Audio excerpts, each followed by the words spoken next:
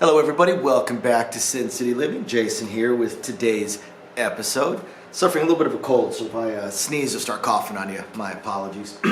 So for today, I want to go over a couple of one email that I got. I've gotten 2 emails lately with some strategies, and I really don't have a whole lot else, so I'm just going to film those 2 for this week, and that's going to be it. Please send us some strategies, questions, video ideas, anything you would like to see. We would appreciate it. So this one comes from Brad, and it's funny because I just read through the email before I decided to film it, and I just saw this the other day. I literally saw this exact strategy just at a higher level the other day. So kind of amusing to me. So he called it the 2-hit hopscotch strategy, and the way it works is regardless of what the point may be, we'll just set an 8. 66 inside. So this is only going to work on a $15 minimum bet table, of course. 66 inside. So you are $66 in at this point.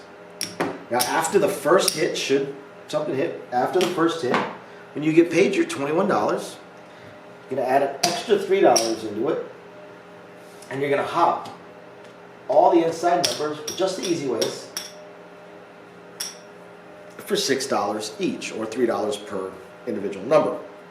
Now, you need to make sure that you are clear that when you are saying you want to hop the easy 6 and 8s. Hop the easy 6 and 8s. When I saw this the other day, the player was not clear, so it just brought the game to a grinding stop because they didn't know exactly what they were saying.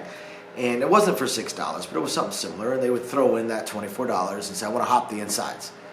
And you go, okay, hop all the inside numbers. Yes, you'd say 3 each.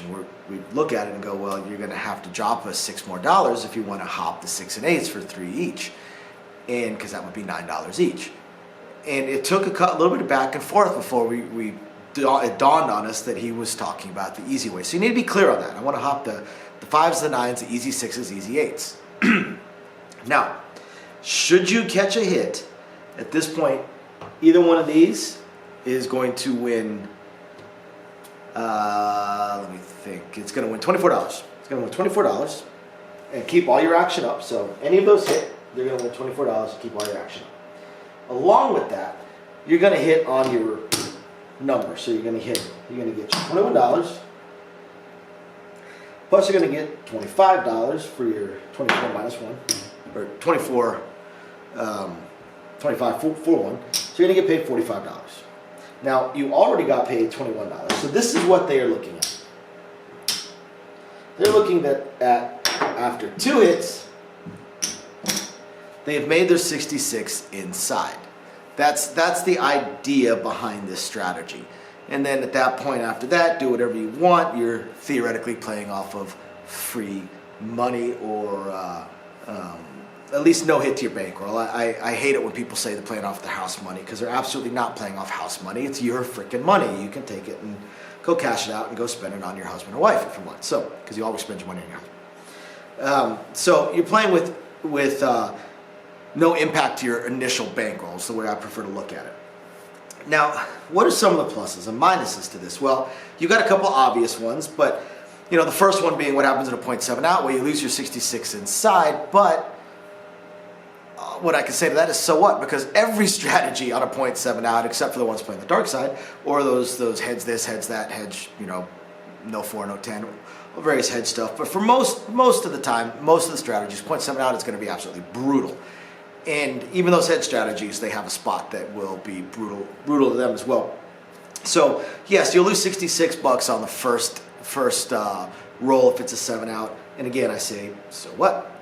Now, on the second roll, if it's a 7 out, at that point you're actually losing $69. Because you made 21 the first time around, but you added 3 to that for your hops. So at that point you're $69 in. So if the 7 out comes in the first or second roll of the dice after the point is established, then you're losing between $66 to $69.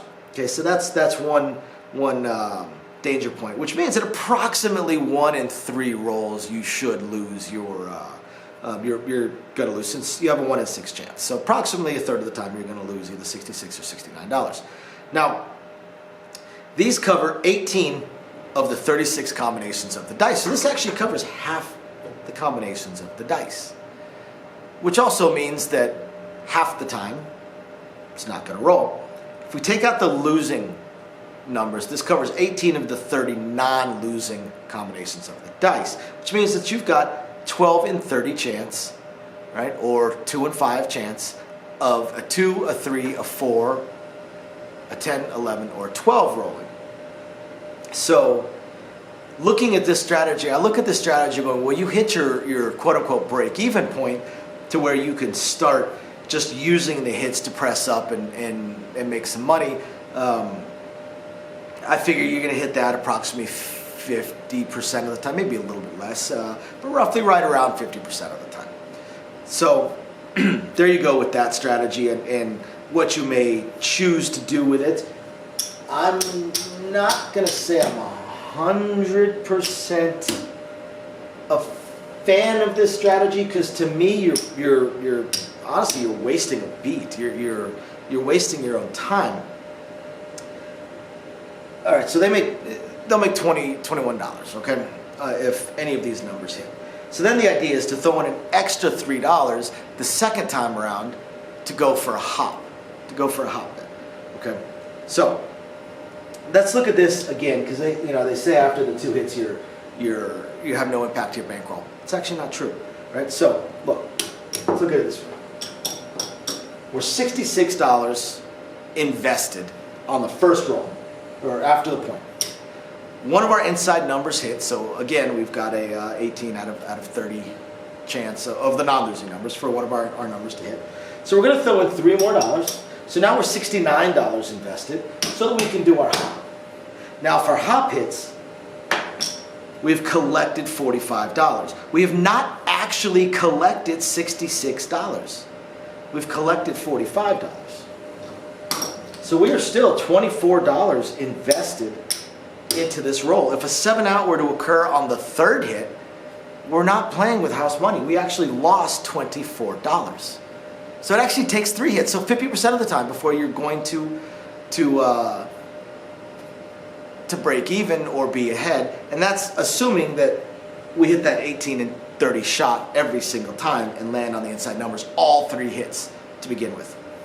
All right, so that second hit, you were not playing off quote-unquote house money. So really it's going to take 3 hits. Okay. Now, let's look. Unless you were to take your hop down. Unless you were to take your hop down. If you took the hop down after that hit, then you were even. But let's look at this a different way. Because we're looking at not actually starting to make money until probably the 4th or 5th, to the 4th roll and on, that's when we're going to start pressing and such like that. Let's look at this a different way. So let's say one of these numbers hits, we get paid our $21, and we throw in another $1, right? So now we are $67 invested, but we press everything up. We press up our inside. So the second time something hits, we're going to get paid $28. Now, again, if you wanted to, you could take your $22 back and you could, recover $50 out of it, and you would only be in $17 after the second hit. But I personally would say that at that point, you collect some of it and you go again. Because again, you're looking at the third or fourth hit under the other strategy to start making money, but your bets are at a basic beginning level. Rather bring your bets up to beyond that basic beginning level sooner. But that's just me. Either way, I have seen this strategy played. Just saw it the other day. It actually really stuck out in my head because it was, one, kind of a pain. Because the player couldn't articulate it very well, and 2, it didn't work. But it also, he didn't really lose either. He played for a while and he lost about 10% of his bankroll. So it's not bad. And this isn't a bad strategy. It's really not.